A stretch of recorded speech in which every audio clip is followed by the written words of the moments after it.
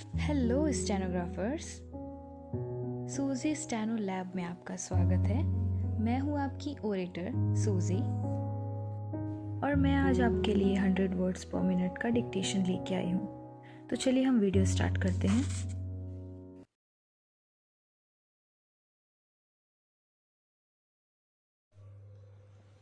Ready start. Corona टीकाकरण की रफ्तार बढ़ाना अब बहुत ज़रूरी। टीकाकरण में जितनी ज़्यादा देर होगी, कोरोना वायरस में म्यूटेशन या बदलाव उतना ही ज़्यादा होगा। ज़रूरी है कि सरकार निजी क्षेत्र को भी कोरोना टीकाकरण प्रोग्राम में शामिल करे। केरल और महाराष्ट्र समेत देश के कई राज्यों में जिस रफ्तार से कोरोना वायरस का नया संक्रमण बढ़ता जा रहा है, वह डराने वाला है। कई राज्यों ने संक्रमण को रोकने के लिए लॉकडाउन और रात में कर्फ्यू जैसे उपायों के बारे में भी फैसले लेना शुरू कर दिया है। इन चिंताओं के बीच सबसे बड़ी चुनौती कोरोना वायरस टीकाकरण की रफ्तार को बढ़ाना है।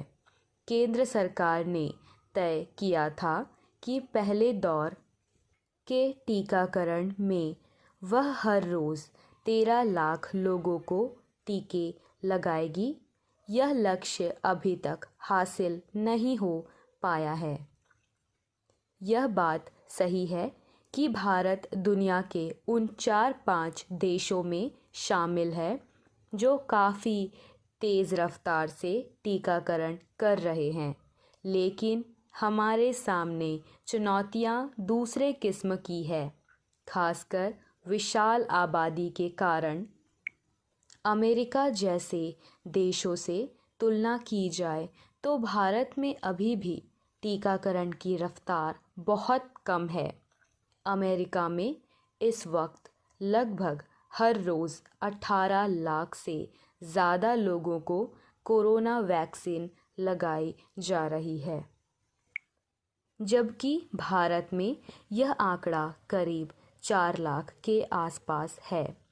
अब तक भारत में कुल आबादी के 8% लोगों को ही टीका लग पाया है।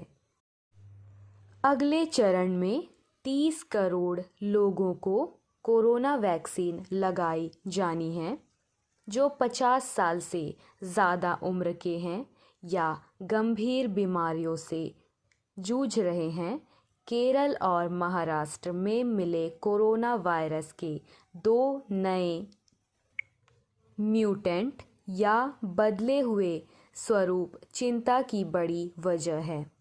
हालांकि यह अभी तक साफ नहीं हो पाया है कि क्या इन म्यूटेंट की वजह से दोनों राज्यों में कोरोना संक्रमण तेजी से बढ़ रहा है।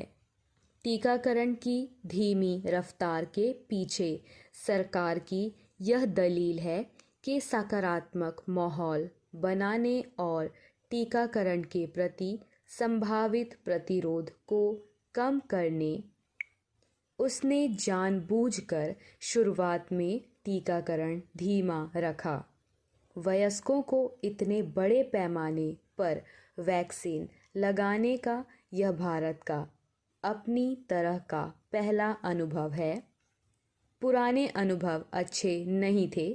करीब 12 साल पहले HN वायरस से लोगों को बचाने शुरू किया गया टीकाकरण स्वास्थ्य कर्मियों की अनिच्छा और प्रतिरोध की वजह से सफल नहीं हो पाया था। अभियान को बीच में ही रोकना पड़ा था।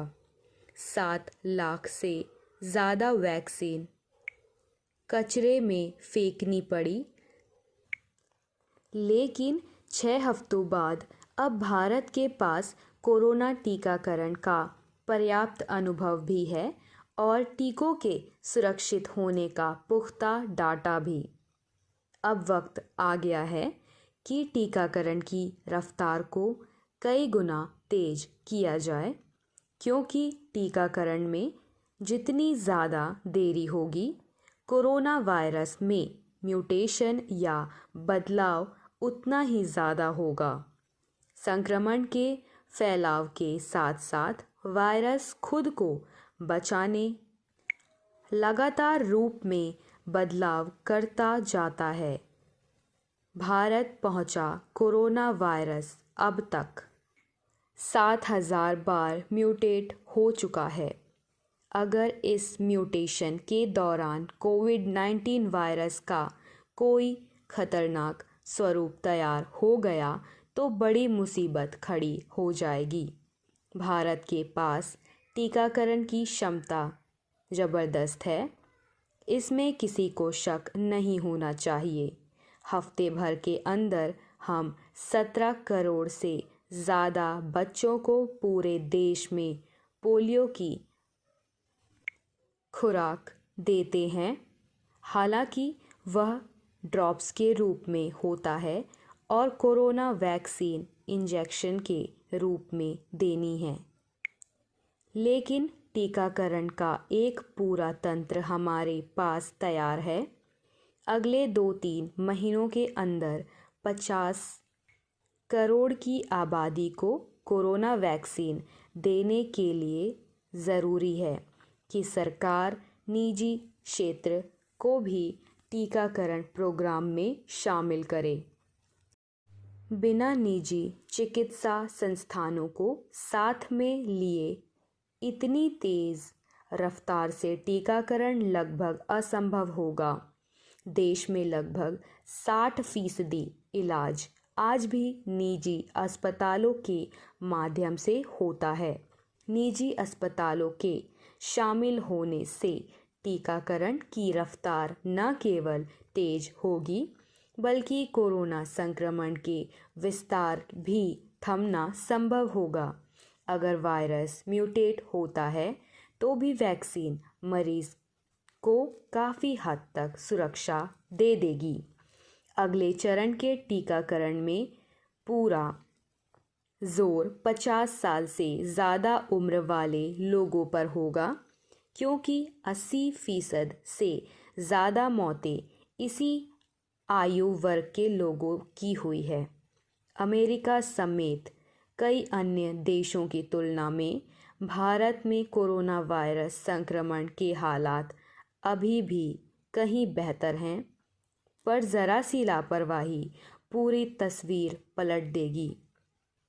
ऐसे कई उदाहरण दुनिया के अलग अलग हिस्सों में हैं, इसलिए बचाव पर पूरा जोर ज़रूरी है।